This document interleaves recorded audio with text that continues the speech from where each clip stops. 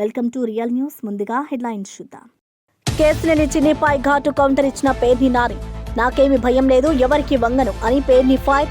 కొలికపుడితో మాట్లాడితే నేనే చెబుతానని పేర్ని వ్యాఖ్య. తిరువురులో రాజకీయ మాటల యుద్ధం రగిలించిన పేర్ని నాని. హరీష్ రావుకు చామల కిరణ్ ఘాటు వ్యాఖ్యలు. హుజరాబాద్ స్క్రిప్ట్ జూబ్లీ హిల్స్ లో నడవదు అన్న చామల. 1,00,000 ఇల్లు ఎక్కడ కట్టారు, ఎవరికి ఇచ్చారు అని ప్రశ్నించిన చామల.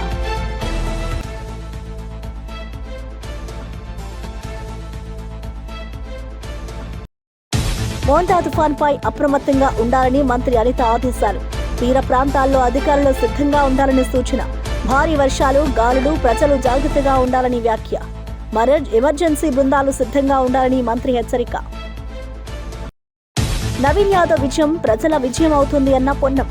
కాపు, మున్నూరు కాపు వేరు కాదు, ఐక్యంగా ఉండాలని వెల్లడి. కాంగ్రెస్ అభ్యర్థికి మద్దతుగా మంత్రి పొన్నం పిలుపు.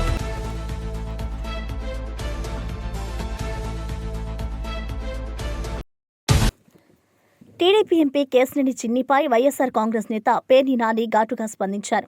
కొలికపుడి శ్రీనివాస్ను నేను టీవీలో తప్ప నేరుగా ఎప్పుడూ చూడలేదు అంటూ చురకలు వేశారు. కొలికపుడితో మాట్లాడి ఉంటే నేనే చెబుతా, దానిలో దాచేదేముంది అని అన్నారు. కేశినేని చిన్ని పేరు చెబితే తాను భయపడతాననుకునేవారు పొరబడుతున్నారని అన్నారు. నాకేమీ భయం లేదు, నేను ఎవరికి వంగి వంగి మాట్లాడను అంటూ స్పష్టంగా చెప్పారు. రాజకీయాల్లో నిజాయితీలో ఉండడం ముఖ్యమని, తాను ఎప్పుడూ అదే పాటిస్తున్నారని అన్నారు. ఈ వ్యాఖ్యలతో ఇద్దరి మధ్య మాటల యుద్ధం మరింత రగిలింది. తిరువురు ప్రాంతంలో ఈ రాజకీయ మాటల దాడులు చర్చనీయాంశంగా మారాయి.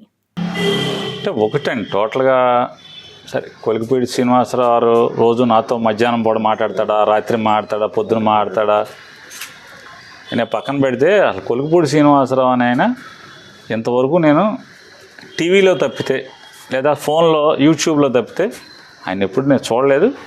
మాట్లాడితే దమ్ముగా నేను మాట్లాడుతున్నాడు శ్రీనివాసరావు, నేను కొలికపూడి నాతో మాట్లాడుతున్నాడు, నేనే చెప్తున్నానని చెప్తా. దాంట్లో నాకు భయపడాల్సిన అవసరం లేదు, అయితే చిన్ని అంటే నాకేం భయం లేదు. ఇక్కడ ఒకటి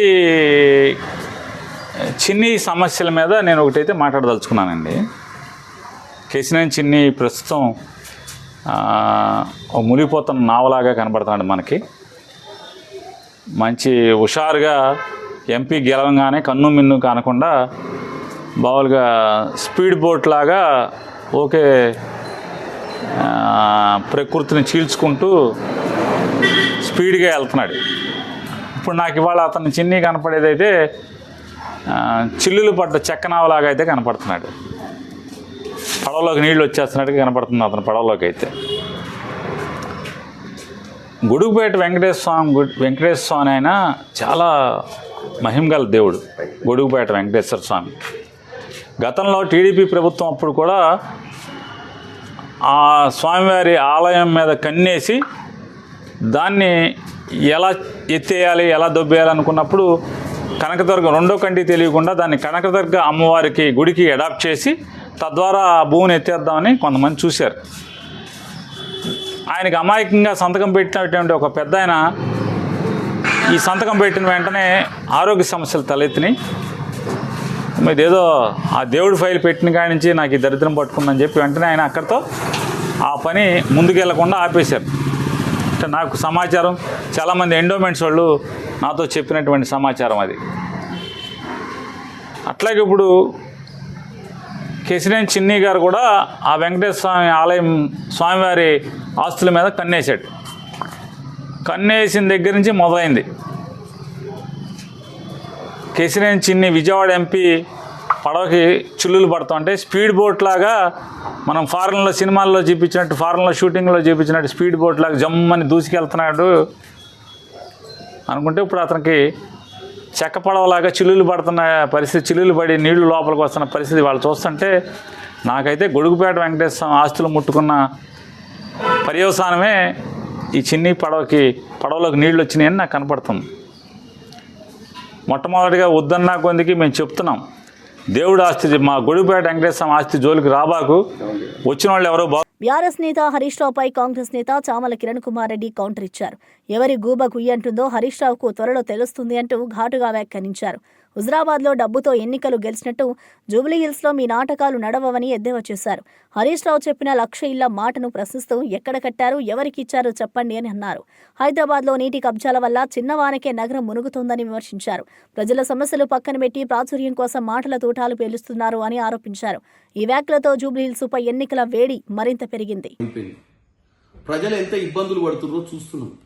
వాళ్ళ మామ హైదరాబాద్ న్యూయార్క్ చేస్తా అని చెప్పి ఏం చేసిండా అంటే 1,00,000 ఇల్లు ఎక్కడ కట్టిండో మాకు తెలియదు, ఎవరికి ఇచ్చిండో మాకు తెలియదు. మరి ఆ 1,00,000 మంది వచ్చి రోడ్డు మీద వచ్చి చెప్పియమని చెప్పి, కానీ ఒకటైతే చేసి వీళ్ళు ప్రభుత్వ అధికారులను అందరినీ చేతి కింద పెట్టుకొని ఇష్టానుసారంగా నాలాల మీద చెరువుల మీద పర్మిషన్లు ఇచ్చి ఇవాళ హైదరాబాద్ నగరాన్ని, తెలంగాణ వచ్చిన తర్వాత హైదరాబాద్ని ప్రపంచ ఖ్యాతి నగరంగా చేస్తా అని చెప్పిన వాళ్ళు మొత్తం మునిగిపోయే నగరం చేసిరు.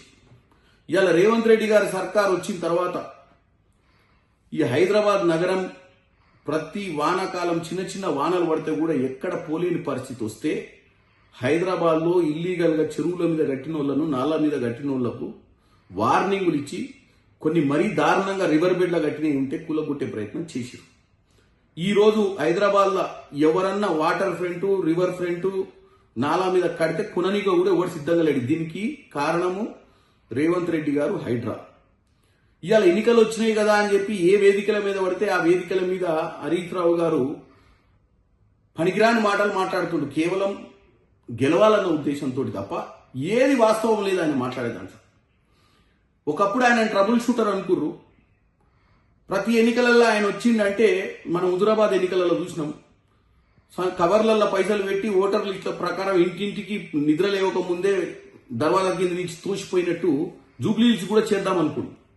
చేసి 100% గెలుద్దామన్న ఉద్దేశంతో ఉండే 15 రోజుల క్రితం దాకా కాంగ్రెస్ పార్టీ ఎప్పుడైతే వ్యూహంతో నవీన్ యాదవ్కి టికెట్ ఇచ్చిర్రో అది కాంగ్రెస్ పార్టీ ఇచ్చిన master stroke. Naveen Yadav nomination తోటి క్లియర్ కట్గా కాంగ్రెస్ పార్టీ గెలుస్తుంది అన్న ఒక ఆలోచన వచ్చి ఇష్టానుసారంగా బావబామర్దులు మాట్లాడుతున్నారు. నేను ఒక్కటే చెప్తున్నా హరీష్ రావు గారు, ఎవరు గూండాలు, ఎవరు డబ్బుల వల వేసి ఓటర్లను మభ్య పెడదామనుకుంటుర్రు, ఎవరు తప్పుడు ప్రచారం చేస్తుర్రో 11వ తారీఖు తేట తెల్లమైపోతుంది. మేం గూండాలకు ఇచ్చినామని చెప్పి నువ్వు చెప్తున్నావు. ఇవాళ నువ్వు కేవలము సెంటిమెంట్ మీద ఓట్లు తెచ్చుకుందాం అనుకున్నావు, డెవలప్మెంట్ మీద కాదు.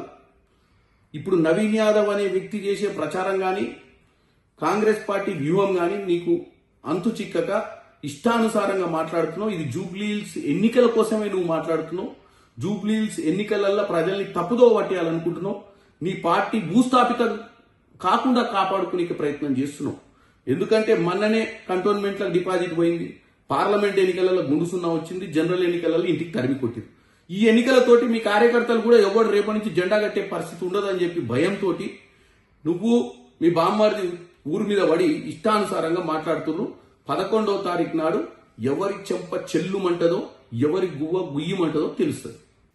రాష్ట్రంలో మోంతా తుఫాన్ ప్రభావం నేపథ్యంలో అన్ని శాఖలు అప్రమత్తంగా ఉండాలని హోంమంత్రి అనిత ఆదేశించారు. 27, 28, 29 తేదీల్లో భారీ వర్షాలు, తుపానులు సంభవించే అవకాశం ఉందని తెలిపారు. ప్రజల ప్రాణ, ఆస్తి నష్టం జరగకుండా జాగ్రత్తలు తీసుకోవాలని సూచించారు.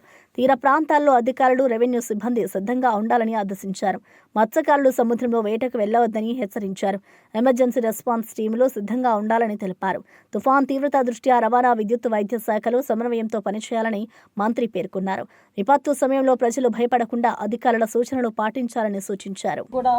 దీని ఎఫెక్ట్ చాలా ఎక్కువగా ఉంటుంది కాబట్టి ఇది ఇంచుమించుగా ఒక 100 kmph అంటే గాలి అంటే విండ్ కూడా ఇంచుమించుగా 100 kmph రావటం జరుగుతుందండి.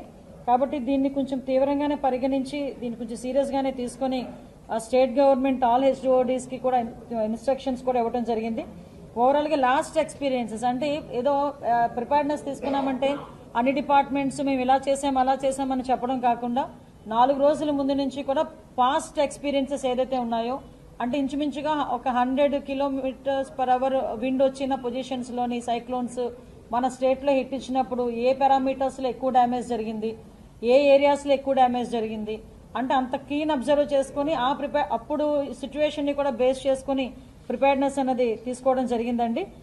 అంటే ఓవరాల్గా చూసుకుంటే లాస్ట్ మనకి హుద్ టైంలో 185 kmph నుంచి 200 kmph వరకు మనకి విండ్ పొజిషన్ ఉండేది. ఈ రోజు మనం చూసుకుంటే 100 kmph వరకు ఉంది. లాస్ట్ 2023లో జరిగిన ఒక సైక్లోన్ ఒకటి ఉంది, దాంట్లో మాత్రమే మనకి ఇంచుమించుగా 120-100 kmph తో విండ్ మనకు వచ్చింది.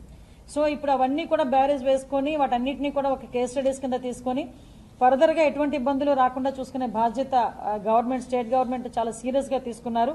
జూబ్లీహిల్స్ ఉప ఎన్నికల ప్రచారంలో మంత్రి పొన్నం ప్రభాకర్ ఉత్సాహం నింపారు. బలహీన వర్గాలకు చెందిన యువకుడు, చదువుకున్న నాయకుడు నవీన్ యాదవ్ను గెలిపించాలన్నారు. కాపు, మున్నూరు కాపు వేరు కాదు, అందరూ ఐక్యంగా కాంగ్రెస్ అభ్యర్థి గెలుపు కోసం కష్టపడాలి అని పిలుపునిచ్చారు. కాపు సోదరుల సమస్యలను సీఎం రేవంత్ రెడ్డి దృష్టికి తీసుకెళ్లి పరిష్కారం అందిస్తారని హామీ ఇచ్చారు. కాంగ్రెస్ ప్రభుత్వం ప్రజా సంక్షేమానికి అంకిత భావంతో పనిచేస్తోంది. ఈ ఎన్నికల్లో కాంగ్రెస్ అభ్యర్థి విజయం ప్రజల విజయం అవుతోంది అని అన్నారు. ప్రచారంలో కాంగ్రెస్ కార్యకర్తలు, స్థానిక ప్రజలు పెద్ద ఎత్తున పాల్గొన్నారు. అదేవిధంగా మనకున్న సమస్యలు కూడా ఈరోజు వ్యక్తులు వేరు, సంఘం వేరు. సంఘం రాజకీయాలతో సంబంధం లేదు. సంఘం అనేటువంటిది ఆ యొక్క సంఘంలో ఉండేటువంటి కులానికి సంబంధించి అందరికీ న్యాయం జరగడానికి కుల ఐక్యత ద్వారా ఎప్పుడు కానీ ఒకవేళ ఇట్లా మామూలుగా వ్యక్తిగా ఉంటే వేరు, సంఘంగా కులంగా ఉండి అక్కడ ఐక్యంగా ఉంటే ఎదుటి వాళ్ళందరినీ ప్రభావితం చేయగలుగుతుంది. కాబట్టి ఈ సంఘపరంగా మనం అందరూ కూడా లాభపడాలి అనే ఆలోచనతో ఈరోజు ఈ సమావేశం రాఘరావు గారు, పెద్దల హనుమంతన్న గారు కూడా ఇప్పుడే పురుషోత్తం గారు కూడా ఫోన్ చేశారు. ఇక్కడ డిఫరెన్స్ ఆఫ్ ఒపీనియన్ అందరం కూడా ఇప్పుడు నేను గౌడు శెట్టిపల్లి శ్రీశైల అంతా కలిసి ఉండేటువంటి విధంగా ఉన్నట్టు ఇక్కడ కూడా కాపు, మున్నూరు కాపు అవసరం అందరం కూడా మనందరం మన హక్కులకు సంబంధించి ఐక్యంగా ఉంటేనే ఎదురువాడు ఎవరైనా రాజకీయ పార్టీ మనకి న్యాయం చేస్తారు. రేపు నేను హైదరాబాద్ ఇన్ఛార్జి మంత్రిగా పెద్దలు వివేక్ గారు, హనుమంతన్న గారు నాయకత్వం తీసుకొని తప్పకుండా సరియైన ప్రాతినిధ్యం స్థానిక రాబోయే మున్సిపల్ కార్పొరేషన్ ఎన్నికల్లో ఇస్తాను. కానీ ఎవరి రాజకీయాలు, నేను కూడా రాజకీయాలకు వచ్చినప్పుడు ఎవడు రమ్మని కూర్చేసి కూర్చోబెట్టాడు. శ్రమ పడాలి. ఏరినంత శ్రమ ఉంటే ఆవినంత అదృష్టం ఉండి కలిసి రావడానికి అవకాశం ఉంటుంది. మనం ఇంటికాడ కూర్చునే 10 లక్షల పొరపాటు ఇవ్వాలని సమావేశం రేపటికి నాంది పునాది. పొద్దున మీ శ్రమ, మీ ప్రాతినిధ్యం, మీ భాగస్వామ్యం జూబ్లీహిల్స్ ఎన్నికలు చూపెట్టండి. నవీన్ యాదవ్ గెలుపుకోవడం మీ కృషి స్పష్టంగా కనబడ్డాక పార్టీ మిమ్మల్ని పిలిచి అన్న ఏం కావాలి రావాలని అడిగేటువంటి పరిస్థితిలో మీ ఐక్యతను మాత్రం. రాష్ట్రంలో బకాయిల అంశంపై మంత్రి సత్యకుమార్ యాదవ్ స్పష్టత ఇచ్చారు. బకాయిలు ఉన్నాయన్న మాట వాస్తవమని ఆయన అంగీకరించారు. గత వైసీపీ పాలనలోనే 2,500 కోట్ల బకాయిలు పేరుకుపోయాయి. కూటమి ప్రభుత్వం వచ్చాక మరో 200 కోట్లు చేరాయి అని వివరించారు. మొత్తం 2,700 కోట్ల బకాయిలు చెల్లించే పనిలో ప్రభుత్వం ఉన్నట్లుగా తెలిపారు. ఎవరి పాలనలో అయినా బకాయిలు చెల్లించాల్సిన బాధ్యత ప్రభుత్వంపైనే ఉంటుంది అన్నారు. ఆర్థిక క్రమశిక్షణతో ఈ సమస్యను పరిష్కరించేందుకు కృషి చేస్తున్నామన్నారు. ప్రజా సంక్షేమం కోసం ప్రభుత్వం కట్టుబడి ఉందని మంత్రి స్పష్టం చేశారు. ఆయన వ్యాఖ్యలు ఆర్థిక వ్యవస్థపై స్పష్టత తీసుకొచ్చాయి. చెల్లించడం జరిగింది. అయితే ఉంటున్న 2,700 కోట్ల బకాయిల్లో గత ప్రభుత్వం పెట్టిపోయిన 2,500 కోట్లు బకాయిలు, ఈ ప్రభుత్వ హయాంలో ఉన్న 200 కోట్ల బకాయిలు, మొత్తం కలిసి 2,700 కోట్లు. ఏ ప్రభుత్వం పెట్టిపోయినా చెల్లించాల్సిన బాధ్యత తర్వాత వచ్చే ప్రభుత్వం మీద ఉంటుంది. ఆ విషయంలో నేను విభేదించడం లేదు. వారి చాలా న్యాయబద్ధమైన, సహేతుకమైన డిమాండ్ మాట్లాడుతున్నాం. మొన్న ఒక 240 కోట్లు విడుదల చేయడం జరిగింది.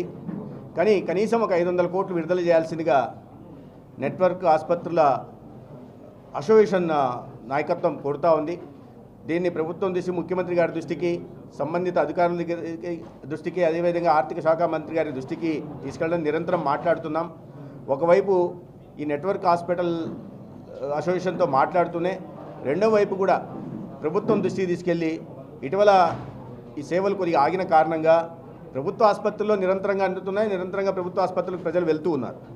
అయినప్పటికీ ప్రైవేట్ ఆసుపత్రుల్లో కూడా ఇవాళ ఈ సేవలు అందాల్సిన అవసరం ఉంది. కాబట్టి ప్రభుత్వం దృష్టికి తీసుకెళ్తాం. యాజమాన్యంతో కూడా మాట్లాడుతున్నాం. అయితే ఒక మధ్య మార్గంగా ఇక్కడ నేను చెప్పలేను, కానీ ఒక ప్రత్యామ్నాయ మార్గం కూడా తీసుకొచ్చి శాశ్వత పరిష్కారం దీన్ని కనుగొనే దిశగా కూడా ఇవాళ ప్రభుత్వం ఆలోచిస్తూ ఉంది. అది 1-2 రోజుల్లో అది ఒక కొలిక్కి వస్తుంది. గాంధీ భవన్లో ఎమ్మెల్సీ బల్మూరి వెంకట్ మీడియాతో మాట్లాడారు. తెలంగాణలో కాంగ్రెస్ ప్రభుత్వం తీసుకుంటున్న అభివృద్ధి కార్యక్రమాలను ఆయన వివరించారు. యువతకు ఉద్యోగాలు, రైతులకు సబ్సిడీలు, మహిళలకు ఉచిత ప్రయాణం వంటి పథకాలు ప్రజల్లో విశ్వాసం కలిగిస్తున్నాయని పేర్కొన్నారు. ప్రజల ఆకాంక్షలను నెరవేర్చే ప్రభుత్వం రేవంత్ రెడ్డి నాయకత్వంలోని కాంగ్రెస్ సర్కార్దే అన్నారు. పార్టీ బలోపేతం కోసం గ్రామస్థాయి వరకు కార్యకర్తలు కృషి చేయాలని పిలుపునిచ్చారు. విద్యార్థి దశ నుంచే ఉద్యమం చేస్తున్న నాకు ప్రజల సమస్యలు తెలుసు అని చెప్పారు. పార్టీ సిద్ధాంతాలను ప్రజల్లోకి తీసుకెళ్లడమే తన లక్ష్యమని తెలిపారు. ఆయన వ్యాఖ్యలతో కాంగ్రెస్ శ్రేణుల్లో ఉత్సాహం నెలకొంది.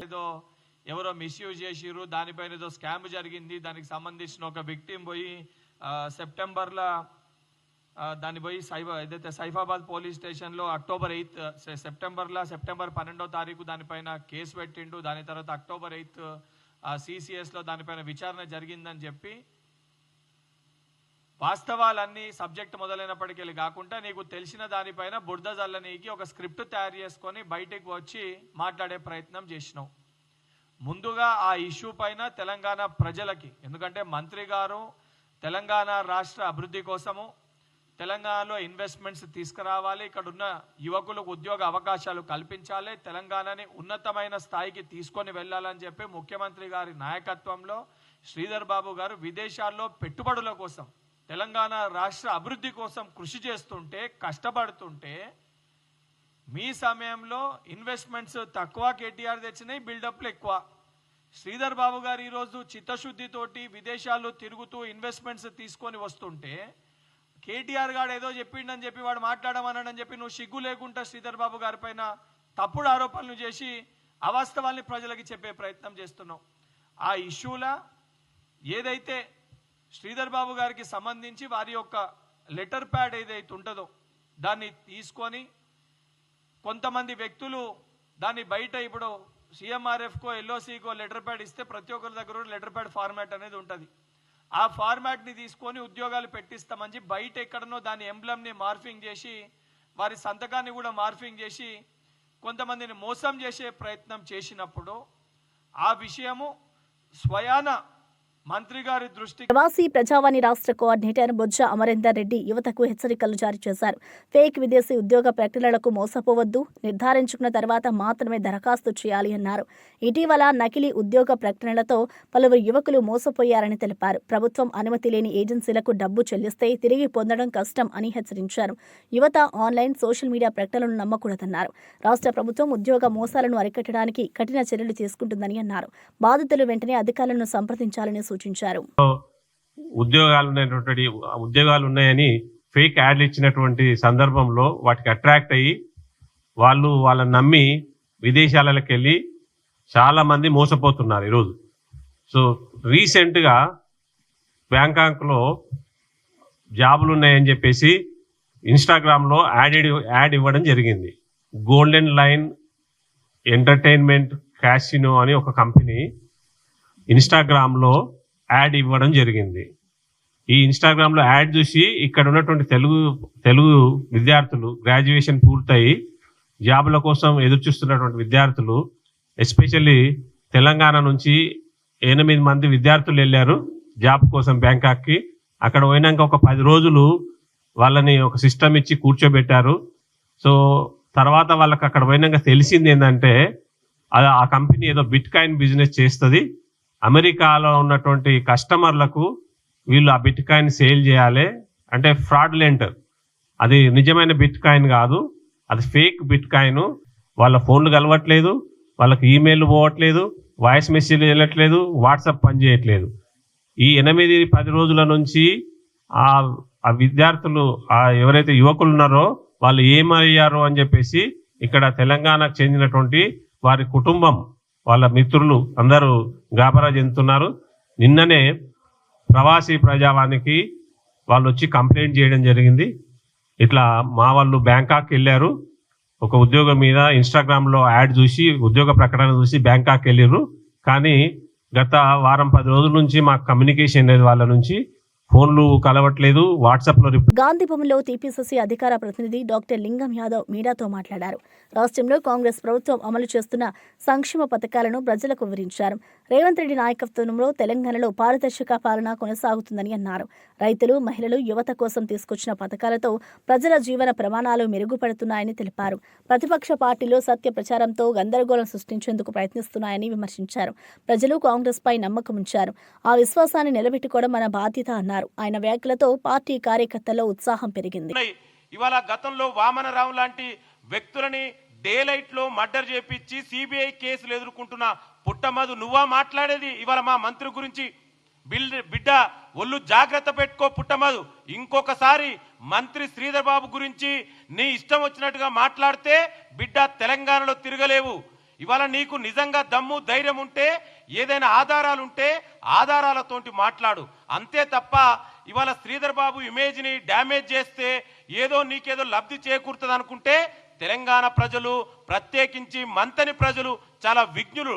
నీ యొక్క బుద్ధి తెలిసే నీకు ఒకసారి అవకాశం ఇచ్చి మళ్ళీ ఇవాళ నిన్ను ఎక్కడికి పరిమితం చేసిరో ఇవాళ తెలంగాణ ప్రజలకు, మంత్రి అదేవిధంగా మంతని ప్రజలకు చాలా స్పష్టంగా తెలుసు. ఇవాళ క్లీన్ ఇమేజ్ ఉన్నటువంటి శ్రీధర్ బాబు గారి పైన ఏదో ఆకాశం మీద ఉమ్మేస్తే ఏదో జరుగుతుంది అనుకుంటే అది నీ పొరపాటు మాత్రమే. ఇవాళ నీ ఇష్టం వచ్చినట్టు మాట్లాడితే ముందు కేటీఆర్ నడుగు, కేసీఆర్ నడుగు శ్రీధర్ బాబు గురించి ఏందో. శ్రీధర్ బాబు అంటే ఏందో తెలంగాణ ప్రజలందరికీ తెలుసు. నిరంతరం ప్రజలకు అందుబాటులో ఉంటూ ఇవాళ ప్రజాప్రభుత్వంలో ముఖ్యమైన పాత్ర పోషిస్తూ ఇవాళ తెలంగాణ రాష్ట్రాన్ని ఏ విధంగా ఇంకా పెట్టుబడులు తీసుకొచ్చి తెలంగాణ యువతకు ఉద్యోగ కల్పన, ఉపాధి కల్పన తీసుకురావాలని కోసం నిరంతరం శ్రమిస్తున్న ఇవాళ మంత్రి శ్రీధర్ బాబు గారి పైన ఏది పడితే అది మాట్లాడితే ఇక్కడ ఊడుకోవడానికి ఎవరు సిద్ధంగా లేరు. పుట్టమధు జాగ్రత్త, మాట్లాడే ముందు ఏదైనా వెనక ముందు ఆలోచించుకొని మాట్లాడు. నీ గత చరిత్ర అంతా. సినీ నటుడు సుధీర్ బాబు తిరుమల శ్రీవారిని దర్శించుకున్నారు. ఆదివారం వీఐపీ విరామ దర్శన సమయంలో సతీ సమేతంగా స్వామివారి సేవలో పాల్గొన్నారు. టీటీడీ అధికారులు స్వాగతం పలికి దర్శన ఏర్పాట్లు చేశారు. అనంతరం రంగనాయకుల మండపంలో పండితులు ఆశీర్వచనం చేసి తీర్థ ప్రసాదాలు అందజేశారు. ఆలయం వెలుపల మీడియాతో మాట్లాడిన సుధీర్ బాబు తిరుమల దర్శనం ప్రతిసారి ఆధ్యాత్మిక శాంతిని ఇస్తుందని అన్నారు. భగవంతుడి ఆశీస్సులతో మంచి సినిమాలు చేయాలని కోరుకున్నారని తెలిపారు. ఆయన దర్శనంతో ఆలయ ప్రాంగణం సందడిగా మారింది.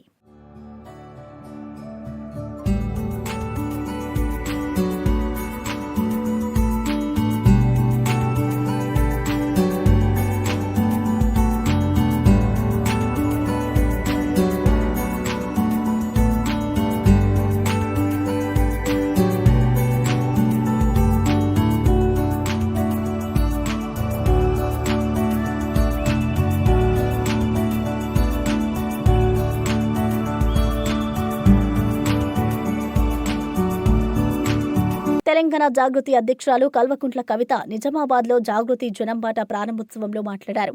నేను 20 ఏళ్లుగా కేసీఆర్, బీఆర్ఎస్ కోసం కష్టపడ్డాను, కానీ కుట్ర వల్ల ఓడిపోయాను అన్నారు. ఇంటి గుట్టు బయటపెట్టి నన్ను బయటకు పంపించారు. ఇప్పుడు నా దారి నేనే వెతుక్కుంటున్నా అని వ్యాఖ్యానించారు. నేను ఈ జిల్లా బిడ్డను, కోడలిని. మీ ఆశీర్వాదం నాకు కావాలి అంటూ భావోద్వేగంతో మాట్లాడారు. కవిత వ్యాఖ్యలు బీఆర్ఎస్ భవిష్యత్తుపై చర్చలకు దారితీశాయి. జాగృతి కార్యకర్తలు పెద్ద ఎత్తున పాల్గొన్నారు. దాని మీద మీకు ఆలోచన కూడా పోతలేదు. దాని మీద కూడా సీరియస్గా ఆలోచన చేయవలసింది నేను కోరుతా ఉన్నా.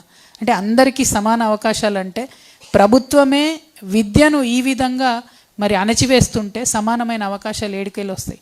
అందుకే సామాజిక తెలంగాణ రావాలని కోరుతా ఉన్నాం. అదేవిధంగా సమానమైనటువంటి అధికారం. ఇవాళ మీరు ఆలోచన చేయండి, అధికారం, పొలిటికల్ అధికారంలో భాగస్వామ్యం ఉన్న కులాలు ఎన్ని ఉన్నాయి, ఉన్నటువంటి యువకులు ఎంతమంది ఉన్నారు, ఉన్నటువంటి మహిళలు ఎంతమంది ఉన్నారు.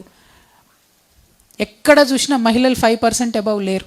ఒక లోకల్ బాడీస్లో అంతకుముందు వచ్చినటువంటి రిజర్వేషన్ వల్ల 50% వచ్చిరు తప్పితే ఎమ్మెల్యేలుగా, ఎంపీలుగా, చైర్మన్లుగా ముఖ్యమైనటువంటి కీలక నిర్ణయాలు తీసుకునే దగ్గర మహిళలకు భాగస్వామ్యం లేదు.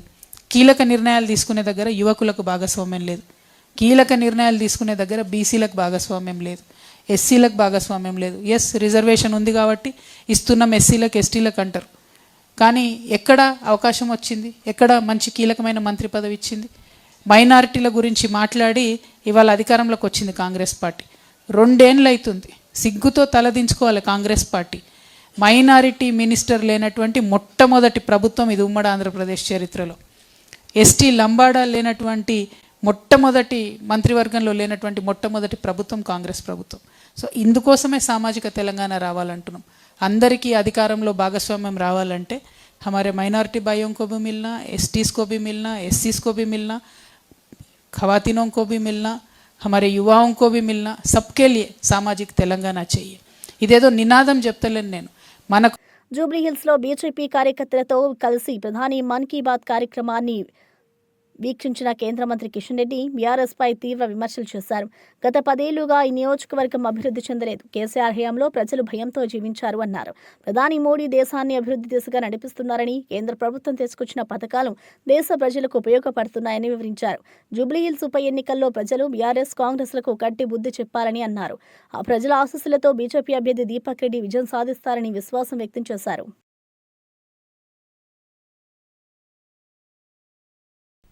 దమ్ము ధైర్యం ఉంటే జూబ్లీహిల్స్ లో తిరుగు, జూబ్లీహిల్స్ లో రా.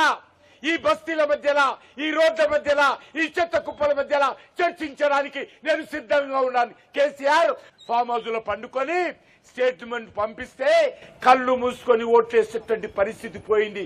ఈ కాంగ్రెస్ పార్టీ ప్రభుత్వము ప్రభుత్వ ఉద్యోగులు ఉద్యోగం అయిపోయిన తర్వాత, ఉద్యోగ విరమణ చేసిన తర్వాత రిటైర్మెంట్ బెనిఫిట్స్ కూడా ఇస్తలేరు.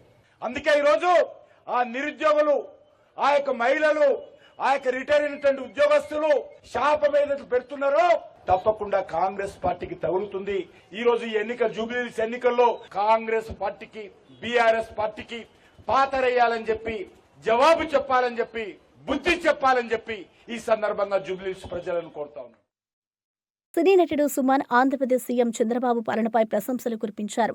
రాష్ట్ర అభివృద్ధి, పారదర్శకత, సాంకేతికతలో చంద్రబాబు చూపుతున్న దృష్టి ప్రశంసనీయమని అన్నారు. రాష్ట్ర ప్రజల జీవితాలను మెరుగుపరచడంలో సీఎం కృషి స్పష్టంగా కనిపిస్తుందని సుమన్ పేర్కొన్నారు. ఏపీని గ్లోబల్ స్థాయికి తీసుకెళ్లే నాయకుడు చంద్రబాబు మాత్రమేనని అన్నారు. యువతకు ఉపాధి అవకాశాలు, పారిశ్రామిక ప్రోత్సాహం, పర్యావరణ పరిరక్షణలో సీఎం చూపుతున్న దృక్పథం స్ఫూర్తిదాయకమని అన్నారు. నిజాయితీగా పాలన చేస్తే ప్రజలు ఎప్పుడూ వెన్నంటే ఉంటారు అని సుమన్ పేర్కొన్నారు. ఇక్కడ వరకు పికప్ అవుతుంది. చంద్రబాబు నాయుడు గారు చాలా మంచి అడ్మినిస్ట్రేటర్, ఆల్రెడీ ప్రూన్. ఈ రోజు హైదరాబాద్ అంతా ఒక మోడర్న్ సిటీ లాగా ఉందంటే మెయిన్ ఆయనది ఆశీర్వాదం. సో అడ్మినిస్ట్రేషన్ లో అక్కడ ఏమి లేదు. కాకపోతే కొన్ని ప్లేసెస్ లో కొంచెం లేట్ అవుతుంది, కొంచెం తొందరగా అవుతుంది, కొంచెం స్పీడ్ మీడియం ఉంటుంది. వాళ్ళకి తెలుసు ఏది ముందు చేయాలి, ఏది తర్వాత చేయాలి. గూగుల్ తీసుకొచ్చి పెట్టడం చాలా గొప్ప విషయం. ఎందుకంటే అది చాలా మందికి ఎంప్లాయ్మెంట్ వస్తుంది దాంట్లో, అండ్ వరల్డ్ వైడ్ గా కనెక్టివిటీ ఉంటుంది. సో అట్లా అది మంచి విషయం. అలాంటి మంచి విషయాలు ఇంకా చేయాలి. యూత్ కు ముఖ్యంగా ఏంటంటే జాబ్ అండి. ఈరోజు మెయిన్ గా ఏంటంటే అందరికీ ఉద్యోగాలు రావాలి, ఎంప్లాయ్మెంట్ రావాలి. ఏదైనా నా చెప్తున్నా అంటే రైతుల విషయంలో మటుకి కొంచెం ఎప్పుడు ఇంపార్టెన్స్ ఇవ్వాలి. రైతులు బాగుంటే దేశం బాగుంటుంది, దేశం బాగుంటే రాష్ట్రం బాగుంటుంది.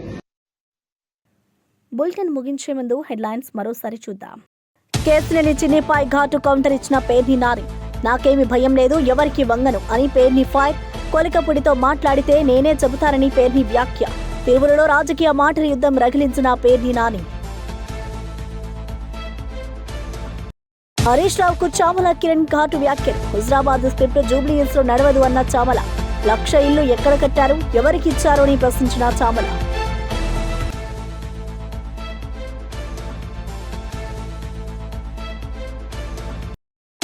మోంతా తుఫాన్పై అప్రమత్తంగా ఉండాలని మంత్రి అనిత ఆదేశాలు. తీర ప్రాంతాల్లో అధికారులు సిద్ధంగా ఉండాలని సూచన. భారీ వర్షాలు, గాలులు, ప్రజలు జాగ్రత్తగా ఉండాలని వ్యాఖ్య. ఎమర్జెన్సీ బృందాలు సిద్ధంగా ఉండాలని మంత్రి హెచ్చరిక. నవీన్ యాదవ్ విజయం ప్రజల విజయం అవుతుంది అన్న పొన్నం.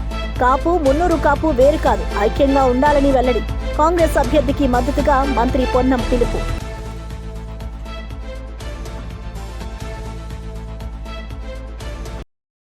ఇక ఇవి బులెటిన్ విశేషాలు. మరో బులెటిన్లో మళ్ళీ కలుద్దాం.